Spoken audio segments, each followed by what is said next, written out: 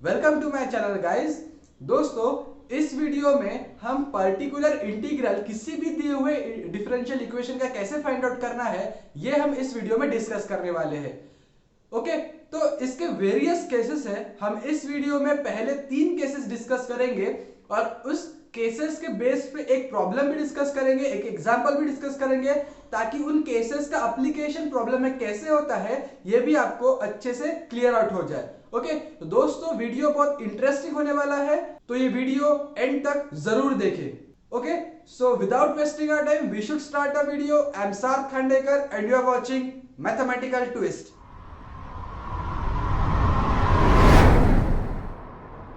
तो दोस्तों अब देखते हैं PI, that is particular integral find out करने के फर्स्ट 3 केसेस। ओके, अब कंसीडर करो कि हमारे पास दिया हुआ डिफरेंशियल इक्वेशन इस फॉर्म में है f of d y equals to x. ये एफ ऑफ डी क्या है, इसके पहले हमने डिस्कस किया था। अगर हमें कोई differential equation dy by dx या d2y बाय dx स्क्वायर इस फॉर्म में दिया है, तो वो जो डिफरेंशियल कोएफिशिएंट होता है d बाय dx, हम उस डिफरेंशियल कोएफिशिएंट को कैपिटल D से रिप्लेस कर सकते हैं और फिर y की टर्म कॉमन निकालने के बाद हमारा इक्वेशन इस फॉर्म में आता है f of d into y equals to right hand side में कोई फंक्शन x। ओके, अब अगर हमें इस डिफरेंशियल इक्वेशन का दिए हुए डिफरेंशियल इक्वेशन का CF that is complementary function find out करना है, तो हम सिंपली इस f ऑफ d को 0 से इक्वेट करने के बाद d के रूट्स निकालते हैं और रूट्स के नेचर के अकॉर्डिंग हम complementary function that is CF find out करते हैं।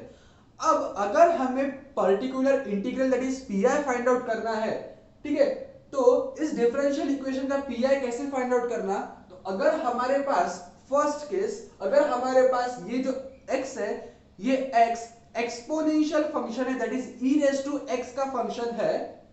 अगर हमारा x e raise to ax के फॉर्म में, दैट इज एक्सपोनेंशियल फंक्शन के फॉर्म में है, तो हम उसका PI कैसे निकालेंगे? तो PI that is particular integral निकालने का फॉर्मूला है, that is 1 upon f of d into x। 1 upon f of d into x, चाहे कोई भी केस हो, हमें इसी मेथड से सॉल्व करना है। PI इसी मेथड से निकलता है, that is 1 upon f of d into x। अब जैसे जैसे x की वैल्यू चेंज होगी, वैसे वैसे PI निकालने की मेथड भी चेंज होगी। ओके, अब यहाँ पे x की वैल्यू है exponential function that is e raise to ax। अब अगर x की वैल्यू, अगर x हमारा एक्सपोनेंशियल फंक्शन है, तो उस केस में सारे d को, f ऑफ d के सारे d को a से रिप्लेस करना है। ये जो एक्सपोनेंशियल फंक्शन में x का कोएफिशिएंट a है, हमें सारे d को इस a से रिप्लेस करना है। ओके, अब रिप्लेस करने के बाद ये जो f ऑफ a हमारे पास डिनोमिनेटर में आता है, कंडीशन अप्लाइड, ये 0 नहीं होना चाहिए। अगर इनके 0 होता है तो f ऑफ d को डिफरेंशिएट करना है, नॉट f ऑफ a को। अब f ऑफ d को डिफरेंशिएट करने के बाद 1 upon f dash of d आएगा। ओके, और फर्स्ट टाइम डेरिवेट कर रहे हैं, इसलिए यहां पे आएगा x into exponential function e raise to ax as it is. अगर यहां पे f डैश ऑफ d को, सारे d को a से रिप्लेस करने के बाद f डैश ऑफ a 0 नहीं आता है, तो यहां पे हमारा PI सॉल्व करने की मेथड कंप्लीट हो जाएगी। लेकिन इन केस अगर ये f डैश ऑफ a 0 आता है, तो फिर से f डैश ऑफ d को डिफरेंशिएट करेंगे, not f dash of a को। ओके, अब डिफरेंशिएट सेकंड टाइम डेरिवेट कर रहे हैं, इसलिए यहां पे आएगा x square. Second time derivate कर रहे हैं, इसलिए x का पावर आएगा 2। यहां पे आएगा 1 upon f double dash of a and exponential function as it is. Okay, फिर से condition applied, that is f double dash of a is not equal to 0 and the process continues. ठीक है, अब अगर हमारे पास ये x की value trigonometric है, ट्रिग्नोमेट्रिक में भी सिंपल ट्रिग्नोमेट्रिक, नॉट हाइपरबोलिक। अगर हमारे पास ये x की ट्रिग्नोमेट्रिक वैल्यू है sin ax प्लस बी या cos ax plus b, sine या cos के अंदर लीनियर फैक्टर है, तो इसका PI कैसे निकालेंगे? यहां पे 1 अपॉन d इंटू x, ये हमारा 1 upon f of d into x, ये हमारा PI फाइंड आउट करने का फॉर्मूला है। अब एफ ऑफ डी मतलब होता है डिफरेंशियल इक्वेशन, वहां पे होती है एक डी स्क्वायर की टर्म, चाहे डी क्यूब हो तो डी क्यूब को भी डी स्क्वायर इंटू डी लिख सकते हैं, तो वहां पे सारे डी स्क्वायर को माइनस ए स्क्वायर से रिप्लेस करना है, नॉट माइनस ए का होल स्क्वायर, माइनस ए का होल स्क्वायर नहीं, माइनस इंटू ए स्क्वायर। ये जो लीनियर फैक्टर में x का कोएफिशिएंट a है उसका स्क्वायर इंटू माइनस माइनस ए स्क्वायर से सारे डी स्क्वायर को रिप्लेस करना है। Condition applied, f of minus a square should not be equal to 0 and trigonometric term as it is. Okay, अब अगर ये जो x है हमारा ये हाइपरबोलिक फंक्शन होता है that is sin h ax plus b या cos h ax plus b, अगर ये रहता है तो सिंपली सारे d स्क्वायर को a स्क्वायर से रिप्लेस करना है। ये जो लीनियर फैक्टर में x का कोएफिशिएंट है a, तो a स्क्वायर से सारे d स्क्वायर को रिप्लेस करना है। Condition applied, f of a square should not be equal to 0 and trigonometric term as it is. जब हमारे पास x सिंपल ट्रिग्नोमेट्रिक होता है तो सारे d स्क्वायर को माइनस a स्क्वायर से रिप्लेस करना है, और जब हमारे पास x ये हाइपरबोलिक फंक्शन होता है तो उस केस में सारे d स्क्वायर को a स्क्वायर से रिप्लेस करना है। ओके, अब एक एग्जांपल देखते हैं based on all these three cases, ताकि आपको एक एग्जांपल थ्रू तीनों केसेस का एप्लीकेशन एट ए ग्लांस समझ जाए। ओके दोस्तों, हमारे पास एक डिफरेंशियल इक्वेशन गिवन है d minus 2 whole square into y equals to some function considered to be x। Okay, तो ये हमारे पास स्टैंडर्ड फॉर्म में इक्वेशन दिया हुआ है that is f of d into y equals to x।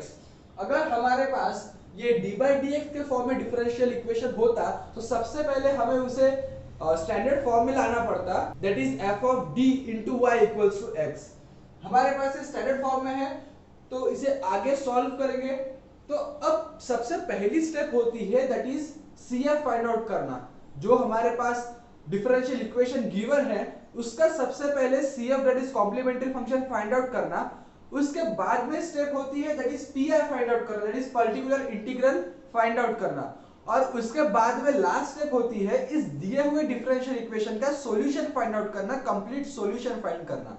Okay, तो वो कैसे फाइंड आउट करेंगे, उसका फॉर्मूला है CF प्लस PI, जो हमारा कॉम्प्लीमेंट्री फंक्शन होता है वो प्लस PI, इन दोनों की एडिशन होने के बाद हमें कंप्लीट सॉल्यूशन इस डिफरेंशियल इक्वेशन का मिलता है। तो इसे सॉल्व करते हैं। तो सबसे पहले हमें CF निकालना है। CF निकालने की सबसे पहली स्टेप है f of d equals to 0 equate करना। तो इसे इक्वेट करते हैं, ये क्या आएगा d minus 2 whole square equals to 0। तो इसके फैक्टर्स निकालने के बाद d की वैल्यू आती है 2,2। अब दो रूट्स है और दोनों रूट्स रियल है और इक्वल भी है, और जब रूट्स इक्वल रहते हैं, रियल रहते हैं, तब CF क्या आता है हमारा, तब CF आता है C1 plus C2x into e raise to power 2x। ठीक है, ये हमारा CF आ गया। अब हमें निकालना है PI that is particular integral. ठीक है, तो पर्टिकुलर इंटीग्रल निकालने का हमारे पास फॉर्मूला है that is 1 upon f of d into x। Okay, अब ये x है हमारे पास, ये पूरी टर्म, तो ये क्या आएगा 1 अपॉन f of d क्या है हमारे पास d minus 2 का होल स्क्वायर, तो ये क्या आएगा d square minus 4d plus 4। Okay, into 8 e raised to 2x plus sin 2x plus cos 2hx। Okay, अब हमें इस 1 अपॉन f ऑफ d को हर एक टर्म पे ऑपरेट करना है ताकि हम हमारा PI निकाल सके। तो अगर हमें हर एक टर्म के साथ ऑपरेट करना है तो ऑब्वियसली हमें ये ब्रैकेट हटाना पड़ेगा। तो ये 8 मैं बाहर ले लेता हूं और ये 1 अपॉन f ऑफ d हर एक टर्म के साथ मल्टीप्लाई करता हूं, तो ये क्या आएगा 8 into 1 upon d square minus 4d plus 4 into e raised to 2x plus 1 upon d square minus 4d plus 4 into sin 2x plus 1 upon d square minus 4d plus 4 into cos 2hx। Okay, अब हमने हर एक term के साथ 1 upon F of D multiply कर लिया। अब आगे की स्टेप क्या करना है, ये मोस्ट इंपॉर्टेंट स्टेप है, हमें केसेस आइडेंटिफाई करने हैं। जो हमने पीआई फाइंड आउट करने के 3 केसेस देखे, तो वो केस हमें यहाँ पे आइडेंटिफाई करना है। सबसे पहली केस थी हमारी, अगर 1 upon F of D into exponential function रहा, जो हमारा x है वो अगर एक्सपोनेंशियल फंक्शन रहा, जैसे ये 1 upon F of D into exponential function, तब सारे d को हमें a से रिप्लेस करना है। Condition applied, f of a should not be equal to 0। ठीक है, तो हम यहाँ पे 2 डाल के देखते हैं, तो ये क्या होगा, 2 square that is 4, 4 plus 4 8, 4 into 2 8, 8 minus 8 0, तो ये 0 हो रहा है। ये 0 नहीं होना चाहिए, इसलिए सबसे पहले इसे डिफरेंशिएट करेंगे, उसके बाद में हम सारे d को 2 से रिप्लेस करेंगे। ठीक है, यहाँ ये एग्जांपल है, ये पार्ट है फर्स्ट टर्म का, केस 1 पे डिपेंड। अब सेकंड पार्ट, सेकंड टर्म किस पे डिपेंड है, 1 upon F of D into x. ये x हमारा ट्रिग्नोमेट्रिक फंक्शन है। जब ट्रिग्नोमेट्रिक फंक्शन रहता है तब हमें सारे d स्क्वायर को माइनस ऑफ a स्क्वायर से मल्टीप्लाई करना पड़ता है। ओके, तो इसका माइनस ऑफ a स्क्वायर क्या आएगा, -4, 2 का square 4 into minus that is -4। तो ये जो d स्क्वायर है, हम इस d स्क्वायर को -4 से रिप्लेस करेंगे, तो ये क्या बचेगा हमारे पास, सिर्फ 16। तो डिनोमिनेटर हमारा 0 नहीं हो रहा है। ओके, ये हो गया सेकेंड पार्ट, ये क्लियर है। अब थर्ड पार्ट, थर्ड टर्म है हमारे पास हाइपरबोलिक फंक्शन। जब हमारे पास ट्रिग्नोमेट्रिक हाइपरबोलिक फंक्शन होता है, तब हम सारे d स्क्वायर को a स्क्वायर से रिप्लेस करते हैं, मतलब हम इसे 2 स्क्वायर दैट इज 4 से रिप्लेस करेंगे सारे d स्क्वायर को। तो ये होगा 4 plus 4 8, okay, minus 4d।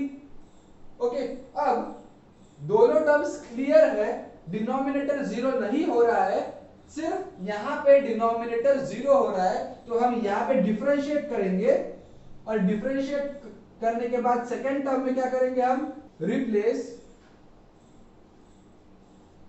Each d square by -2 square that is -4, और यहां पे replace each d square by 2 square, और यहां पे differentiate with respect to d। ठीक है, अब आगे क्या आएगा, आगे की स्टेप क्या आएगी, 8 इंटू, इसे डिफरेंशिएट करने के बाद क्या आएगा हमारे पास, 2d minus 4 into exponential function that is e raised to 2x plus, यहां पे हम d स्क्वायर को रिप्लेस कर रहे हैं -4 से, तो ये क्या होगा, 1 अपॉन -4 प्लस 4 0, और बचेगा हमारे पास -4d। तो ये माइनस में बाहर ले लेता हूं, तो ये क्या बचेगा, 4d into sin 2x plus, यहां पे हम d स्क्वायर को रिप्लेस कर रहे हैं 4 से, तो यहां पे क्या आएगा, 1 upon 4 plus 4 8, 8 minus 4d into cos 2hx। Okay, अब यहां पे सारे d को 2 से रिप्लेस करने के बाद डिनोमिनेटर 0 होता है कि नहीं, फिर से चेक करेंगे। तो यहाँ पे 2 सब्स्टिट्यूट करने के बाद 2 into 2 that is 4, 4 minus 4 0, denominator फिर से 0 हो रहा है, तो फिर से डिफरेंशिएट करेंगे। डिफरेंशिएट करने के बाद क्या आएगा, यहाँ पे 1 अपॉन 2d का डिफरेंस, 2d माइनस 4 को डिफरेंशिएट करने के बाद हमारे पास बचेगा only 2 into exponential function that is e raised to 2x minus यहां पे 1/4d, जब हमारे पास 1/d होता है इसका मतलब इंटीग्रेशन होता है। अगर मैं लिखूं d sin x, अगर मेरे पास ऐसा है तो इसका मतलब sin x का डेरिवेटिव लेना है, दैट इज cos x। अगर मेरे पास ऐसा है 1/d sin x, इसका मतलब क्या होता है, मुझे sin x का इंटीग्रल लेना है, तो sin x का इंटीग्रल आएगा माइनस cos x। तो जब भी हमारे पास प्रॉब्लम में ये दोनों में से कोई एक टर्म आती है, अगर इंटीग्रेशन लेना सिंपल है तो फिर इंटीग्रेशन लेना, नहीं तो मोस्ट प्रोबेबली हमें डेरिवेटिव लेना है इस फंक्शन का। अब यहां पे हमारे पास 1/4d है इनटू sin 2x, तो यहां पे sin 2x का इंटीग्रल निकालना बहुत इजी है, तो हम 1/4 कांस्टेंट बाहर रखते हैं इनटू sin 2x का इंटीग्रल होता है माइनस cos 2x अपॉन 2, तो ये माइनस और माइनस हो जाएगा प्लस, तो ये होगा cos 2x upon 2, that is 4 into 2 that is 8, plus यहां पे लीनियर फैक्टर है 8 माइनस 4d, ठीक है, तो हम यहां पे इंटीग्रेट भी नहीं कर सकते, डेरिवेट भी नहीं कर सकते, तो हमें यहां पे रैशनलाइजेशन करना होगा, मतलब कॉन्जुगेट से इस टर्म को मल्टीप्लाई करना होगा। अब कॉन्जुगेट मतलब 8 माइनस 4d का कॉन्जुगेट होता है 8 प्लस 4d, ये जो बीच का साइन है वो बीच का साइन चेंज हो जाता है, तो इसका कॉन्जुगेट होगा 8 प्लस 4d, और इस कॉन्जुगेट से हम डिनोमिनेटर और न्यूमरेटर को मल्टीप्लाई करेंगे इनटू cos 2hx। अब यहां पे क्या आएगा, ये तो सॉल्व हो गया, ये भी सॉल्व हो गया, अब हमारे पास बचा सिर्फ ये, ठीक है, तो ये आएगा 8 into 1/2 into e raised to 2x, that is e raised to 2x upon 2 plus cos 2x upon 8, cos 2x upon 8, और यहां पे मल्टीप्लिकेशन होने के बाद a plus b into a minus b, तो यहां पे फॉर्मूला लगेगा a square minus b square का, तो ये क्या आएगा हमारे पास plus 8 plus 4d, 8 plus 4d upon 64 minus 16 D square, 8 का स्क्वायर 16 और माइनस 4d का square 16 D square into cos 2hx। Okay, अब इसे हमें सॉल्व करना है, हमारे पास हाइपरबोलिक फंक्शन है, और जब हमारे पास हाइपरबोलिक फंक्शन होता है तब हम सारे डी स्क्वायर को ए स्क्वायर से रिप्लेस करते हैं, तो यहां पे हम सारे डी स्क्वायर को 2 स्क्वायर से रिप्लेस करेंगे, तो ये होगा हमारे पास 8 into e raise to 2x upon 2 plus cos 2x upon 8 plus 8 plus 4d upon 64 minus 64 होता है 0, तो सबसे पहले हमें इसे डिफरेंशिएट करना होगा, इसे डिफरेंशिएट करने के बाद हमारे पास क्या आएगा, ये माइनस माइनस बाहर आएगा इनटू 32d, ठीक है, तो हमारे पास अब डिनोमिनेटर में 32d है, तो सबसे पहले 32d इस प्लस साइन के साथ सेपरेट कर देंगे, तो ये क्या बचेगा हमारे पास 8 upon 32d plus 4 upon 32 that is 1/8 into cos 2hx।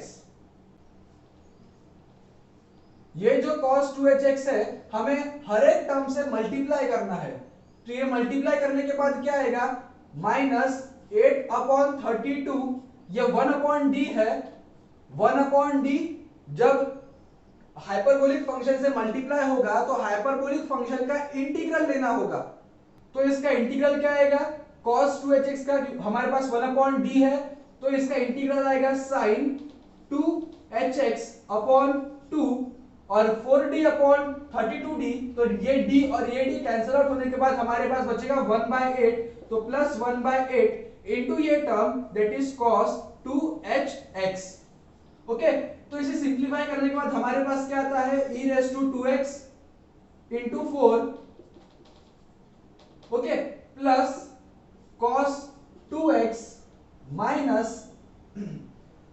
8/32 into 8। तो यहां पे हमारे पास 2 बचता है, 2 ये 2 कैंसिल आउट हो जाएगा और हमारे पास आएगा sin 2hx प्लस ये 8 और ये 8 कैंसिल होगा और हमारे पास बचेगा cos 2hx। ओके, ये आ गया हमारा pi। अब कंप्लीट सॉल्यूशन निकालना है तो ये होगा CF प्लस pi।